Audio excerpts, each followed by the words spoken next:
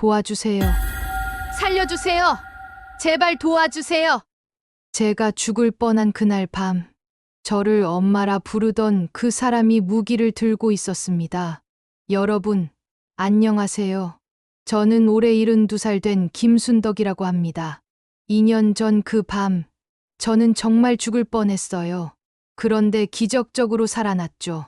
엄마, 오늘도 고생 많으셨어요. 매일 저에게 이런 말을 건네던 정민수 씨. 혈연은 아니지만 정말 친아들처럼 챙겨주던 그 사람이 어떻게 저에게 날카로운 무기를 겨눌 수 있었을까요? 그 사람은 지금 감옥에 있습니다. 제가 사는 곳은 서울 변두리의 작은 동네입니다. 남편은 일찍 하늘나라로 가고 딸 미영이 결혼해서 독립한 후 혼자서 작은 포장마차를 운영하며 살았어요. 그때 정민수 씨를 만났습니다. 처음엔 그냥 단골 손님이었는데 할머니, 오늘 떡볶이 어때요? 아이고, 많이 드세요. 젊은 사람이 혼자 사니 걱정이네요. 할머니도 혼자시잖아요. 서로 챙겨드려요. 이런 대화를 주고받으며 친해졌습니다. 정민수 씨는 40대 중반의 독신 남성으로 부모님도 일찍 돌아가시고 형제도 없다고 했어요. 몇 달이 지나면서 정민수 씨는 저를 할머니가 아닌 엄마라고 부르기 시작했어요. 엄마, 오늘 장사 어땠어요? 엄마, 제가 마사지기 하나 사드릴게요. 처음엔 어색했지만 외로운 중년 남성이 저를 의지하는 게 고맙기도 했어요. 정민수 씨는 정말 잘해줬어요. 아프면 약 사다 주고, 무거운 짐 있으면 들어주고, 명절엔 용돈도 주고, 생일엔 케이크도 사다 줬죠. 엄마, 제가 있잖아요. 걱정하지 마세요. 이런 말을 들을 때면 정말 든든했어요. 그런데 여기서부터 이상한 일들이 시작됐습니다. 어느 날 정민수 씨가 이상한 질문을 했어요. 엄마, 혹시 통장에 돈이 얼마나 있어요? 왜 그런 걸 물어보니? 아, 그냥 엄마가 편하게 사실 수 있을지 걱정돼서요. 그때는 단순한 관심으로 생각했는데 나중에 알고 보니 그게 시작이었어요. 며칠 후에는 더 직접적으로 물어봤어요. 엄마, 미영이가 용돈 얼마나 드려요? 왜 그런 걸 궁금해하니? 저도 엄마께 용돈 드리고 싶어서요. 근데 미영이보다는 많이 드려야 체면이 서죠. 그리고 제가 다른 손님들과 친하게 지내는 걸 못마땅해 하기 시작했어요. 엄마, 왜 저 아저씨한테는 그렇게 잘해주세요? 손님이니까 친절하게 하는 거지. 그럼 저한테만 특별하게 해주시면 안 돼요? 저는 엄마 아들이잖아요. 이런 말을 농담처럼 했지만 표정은 진지했어요. 그리고 점점 자주 찾아와서 오래 머물기 시작했어요. 장사 끝날 때까지 기다렸다가 집까지 따라와서 엄마, 오늘 밤잠 안 오면 제가 지켜드릴까요? 이런 말까지 하더라고요. 본격적인 문제가 시작된 건 정민수 씨가 돈을 달라고 하면서부터였어요. 엄마, 제가 사업을 하나 시작하려는데 50만 원만 빌려주실 수 있으세요? 사업. 무슨 사업? 인터넷으로 하는 거예요. 투자하면 돈이 금방 불어나거든요. 성공하면 엄마한테 100배로 갚아드릴게요. 저도 형편이 넉넉하지 않다고 했는데 엄마, 저를 믿지 않으세요? 진짜 아들이라면 이 정도는 도와주시는 거 아니에요? 이런 식으로 말하니까 거절하기가 어려웠어요. 결국 50만 원을 빌려줬는데 일주일 후에 또 왔어요. 엄마, 죄송한데 100만 원만 더 필요해요. 사업이 너무 잘 되고 있거든요. 이번엔 확실히 거절했어요. 그랬더니 엄마는 진짜 딸만 생각하시네요. 저한테는 왜 이렇게 인색하세요? 처음으로 화를 내더라고요. 그때 뭔가 이상하다는 걸 느꼈어요. 하지만 며칠 후에 다시 와서 사과했어요. 엄마, 죄송해요. 제가 너무 감정적으로 굴었네요. 그런데 그 후로도 계속 돈 얘기만 했어요. 정민수 씨의 행동이 점점 이상해졌어요. 제가 장 보러 시장에 가면 어디서 나타났는지 따라와 있어요. 엄마, 우연이네요. 저도 마트 왔다가 봤어요. 처음 2번은 정말 우연인가 했는데 자꾸 그러니까 이상했어요. 어느 날은 딸 미영이 집에 놀러 왔는데 그것도 어떻게 알았는지 엄마, 미영이 왔나 보네요? 인사드리러 왔어요. 미영이가 나중에 따로 말하더라고요. 엄마, 그 사람 좀 이상해요. 왜 엄마 일거수일투족을 다 알고 있어요? 그리고 어느 날 밤 정말 무서운 일이 있었어요. 새벽 2시쯤에 문을 두드리는 소리가 났어요. 엄마, 저예요, 민수예요. 민수야. 지금 몇 시인데? 내일 얘기하자. 엄마, 저 정말 급해요. 문 열어주세요. 목소리가 평소와 달랐어요. 떨리고 있고 뭔가 다급했어요. 무서워서 문을 안 열었는데 30분 동안 문 앞에서 안 떠났어요. 엄마, 저 진짜 힘들어요. 엄마만 믿고 있는데. 이런 말을 계속 중얼거리더라고요. 다음 날 바로 딸에게 전화했어요. 미영아, 어젯밤에 정민수가 상황을 설명했더니 미영이가 깜짝 놀라더라고요. 엄마, 그건 스토킹이에요. 당장 경찰서에 신고하세요. 아이고, 그렇게까지 할 일인가? 그냥 외로워서 그런 거 아닐까? 엄마, 정상적인 사람이 새벽 2시에 찾아와서 30분 동안 안 떠나요? 미영이가 정말 화를 내면서 말하더라고요. 엄마는 너무 착해요. 사람을 너무 좋게만 봐요. 그 사람 위험한 것 같아요. 하지만 저는 여전히 반신반의했어요. 그동안 잘해준 사람인데 미영이가 그날 저녁에 집으로 왔어요. 그리고 정민수 씨에 대해서 인터넷으로 찾아봤어요. 엄마, 이 사람 진짜 문제 있어요. 뭔가 찾았나 봐요. 그런데 자세히 말해주지는 않고 일단 이 사람하고는 거리를 두세요. 절대 혼자 만나지 마세요. 그때 제가 화를 냈어요. 미영아, 내가 엄마한테 챙겨주는 사람 생기는 게 싫은 거 아니야? 엄마, 지금 무슨 소리예요? 그 사람이 없으면 엄마가 너만 의지하고 좋아할 테니까 그게 싫어서 그러는 거 아니야? 정말 못된 말을 했어요. 지금 생각해도 후회돼요. 미영이가 울면서 나가더라고요. 미영이와 싸운 후 정민수 씨가 더 자주 찾아왔어요. 마치 그 일을 알고 있는 것처럼. 엄마, 미영이가 또 엄마 화나게 했나 보네요. 너는 어떻게 알았니? 엄마 표정 보면 알죠. 저는 엄마 전문가니까요. 그러면서 웃는데 그 웃음이 섬뜩했어요. 엄마, 이제 진짜 저만 믿으세요. 미영이는 엄마를 이해하지 못해요. 이런 말을 하면서 저와 딸 사이를 이간질하려고 했어요.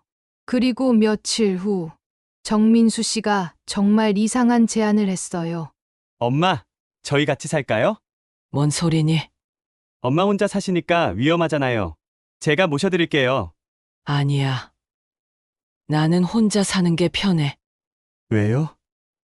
저를 믿지 않으세요? 그때 정민수 씨 눈빛이 정말 이상했어요.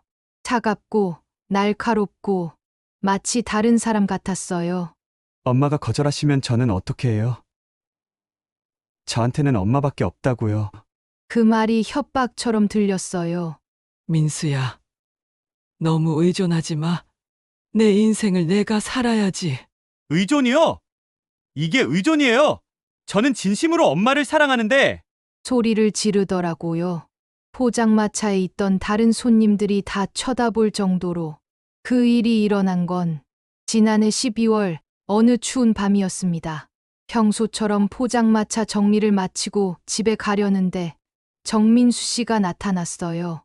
엄마, 오늘 제 집에 잠깐 들르시죠. 드릴 말씀이 있어요. 무슨 말? 여기서 하면 안 될까? 중요한 얘기예요. 그리고 엄마께 드릴 게 있어요. 뭔가 평소와 달랐지만 그동안 잘해준 사람이니까 따라갔어요. 정민수 씨 원룸에 들어가자마자 느낌이 이상했어요. 벽에 제 사진이 붙어 있었어요. 포장마차에서 일하는 모습, 시장에서 장 보는 모습, 언제 찍었는지도 모르는 사진들이 가득했어요. 민수야, 이 사진들은 뭐니? 아, 그냥 엄마가 예뻐서 찍어뒀어요. 예쁘다고? 72살 할머니를 예쁘다고? 그리고 책상 위에는 제 개인정보가 적힌 종이들이 있었어요. 주민등록번호, 통장 계좌번호, 심지어 미영이 전화번호까지. 이것들은 또 뭐야? 엄마, 앉으세요. 설명해 드릴게요. 그런데 정민수 씨가 문을 잠그더라고요. 그 소리를 듣는 순간 온몸이 얼어붙었어요. 민수야, 왜 문을 잠그니? 엄마, 진정하세요. 대화를 방해받고 싶지 않아서요. 정민수 씨가 소파에 앉으라고 했는데 저는 문 쪽에 서 있었어요. 엄마, 사실 저는 엄마를 진짜 오래전부터 지켜봤어요. 뭔 소리니? 엄마가 포장마차 시작하기 전부터요. 혼자 사시는 할머니들을 찾아서 리스트를 만들어뒀거든요. 리스트? 무슨 리스트? 정민수 씨가 서랍에서 노트를 꺼내 보여줬어요. 그 안에는 우리 동네 혼자 사는 할머니들 이름이 적혀 있었어요. 나이, 주소, 재산 상황까지. 이게 뭐니? 제 사업이에요. 엄마, 사업. 정민수 씨가 웃으면서 말했어요. 혼자 사는 할머니들한테 잘해드리면서 돈을 받는 사업이요. 엄마는 제일 성공한 케이스예요. 그 순간 머릿속이 하얘졌어요. 엄마한테서 지금까지 850만 원 받았어요. 다른 할머니들보다 훨씬 많이요. 850만 원, 50만 원, 100만 원 그리고 용돈으로 준 돈들까지 다 세워둔 거예요. 그런데 엄마가 최근에 안 주시잖아요. 그래서 방법을 바꾸려고요. 무슨 방법? 앞으로는 엄마 통장을 제가 관리할 거예요. 뭐라고? 엄마 나이도 많으시고 혼자서 돈 관리하기 힘드시잖아요. 제가 대신 해드릴게요. 완전히 미친 거였어요. 민수야, 정신 차려. 나는 절대 그럴 수 없어. 엄마, 거절하시면 안 돼요. 그때 정민수 씨가 창고로 가더니 날카로운 쇠파이프를 들고 나왔어요. 민수야, 뭐 하는 거야? 엄마, 무서워하지 마세요. 제가 엄마를 해칠 리 없잖아요. 하지만 쇠파이프는 저를 향하고 있었어요. 그냥 통장만 주시면 돼요. 그럼 아무 일도 없을 거예요. 미쳤구나.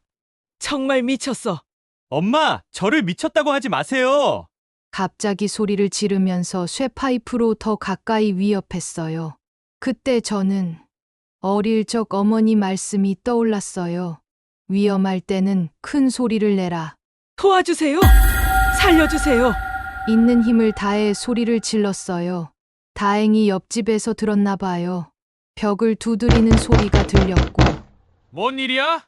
경찰 부른다! 그 순간 정민수 씨가 당황했어요.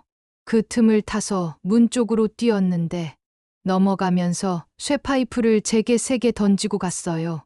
머리에서 피가 흘렀지만 정신을 잃지는 않았어요. 옆집 아저씨가 문을 두드리며 소리쳤어요. 문 열어! 경찰 부른다! 정민수 씨가 완전히 당황하는 사이 저는 간신히 문 고리를 잡고 열었어요. 아저씨, 살려주세요. 피를 흘리며 쓰러진 저를 본 아저씨가 깜짝 놀라서 바로 119에 신고했어요. 정민수 씨는 그대로 방 안에서 얼어붙어 있다가 경찰에게 체포됐어요. 구급차에 실려가면서도 정민수 씨가 경찰차에 타는 모습을 봤어요. 그때 그 사람이 저를 보면서 한 말. 엄마 왜 그러셨어요? 마지막까지도 자기가 잘못했다는 걸 모르더라고요. 병원에서 15바늘을 꿰매고 입원했는데 경찰에서 와서 정민수 씨에 대해 알려줬어요. 정말 충격적인 사실들이었어요. 알고 보니 정민수 씨는 저 말고도 다른 할머니들을 똑같은 방법으로 속였던 전과자였어요. 부산에서 78세 할머니한테서 3천만 원을 뜯어냈고 대구에서는 81세 할아버지를 속여서 집까지 뺏어갔대요. 피해자분들이 모두 혼자 사는 노인분들이었습니다. 가족처럼 접근해서 신뢰를 쌓은 다음 돈을 요구하는 수법이었어요. 경찰관이 설명해 주는데 정말 소름이 돋았어요. 그럼 저를 진짜 엄마처럼 생각한 게 아니라 네. 처음부터 계획된 범죄였습니다. 2년 동안 진심으로 대했던 모든 게 거짓이었던 거예요. 생일날 사다 준 케이크도, 아플 때 사다 준 약도, 엄마 하고 부르던 모든 말도 다 제 돈을 빼내기 위한 연기였던 거죠. 딸 미영이가 병문안 와서 울면서 말했어요. 엄마, 내가 그렇게 조심하라고 했잖아. 미안해. 미영아, 엄마가 바보였어. 재판 과정에서 정민수 씨를 다시 봤어요. 법정에 앉은 그 사람을 정말 모르는 사람처럼 느껴졌어요. 검사가 물어봤어요. 피해자를 왜 엄마라고 불렀습니까? 외로운 노인들은 가족이라는 말에 약하거든요. 진심으로 모셔드리려던 게 아니었습니까? 아니요. 그 짧은 대답에 2년간의 모든 추억이 무너졌어요. 마지막에 제가 의견을 말할 기회가 있었어요. 피고인에게 묻고 싶습니다. 저를 속이는 동안 단 한 번이라도 미안한 마음이 들었습니까? 정민수 씨는 대답하지 않았어요. 결국 상해죄와 사기죄로 3년을 선고받았어요. 법정을 나오면서 정말 허탈했어요. 3년이면 금방이잖아요. 하지만 저는 이 일로 포기하지 않았어요. 오히려 더 현명해졌다고 생각해요. 퇴원 후에 포장마차는 정리했어요. 대신 낮에만 하는 작은 반찬 가게를 시작했고, 무엇보다 경찰서에서 노인 안전 교육 강사로 활동하기 시작했어요. 제 경험을 다른 어르신들과 나누면서 비슷한 피해를 예방하려고 해요. 얼마 전에는 비슷한 상황에 처한 할머니를 도와서 사기를 미리 막을 수 있었어요. 제가 겪은 아픈 일이 이렇게 다른 분들께 도움이 된다니 보람 있어요. 여러분, 특히 저처럼 나이 드신 어르신들, 외롭다고 해서 아무나 믿지 마세요. 진짜 좋은 사람은 부담을 주지 않아요. 돈을 달라고 하지도 않고 과도하게 집착하지도 않아요. 그리고 자녀분들, 부모님을 자주 연락하고 만나주세요. 작은 관심이 큰 사고를 막을 수 있어요. 저는 이제 73살이 됐지만 더 당당하게 살고 있어요. 나쁜 사람을 만났지만 그 덕분에 진짜 소중한 사람들이 누구인지도 알게 됐거든요. 여러분도 조심하시고 안전하고 행복한 노년 보내세요. 구독과 좋아요 부탁드려요.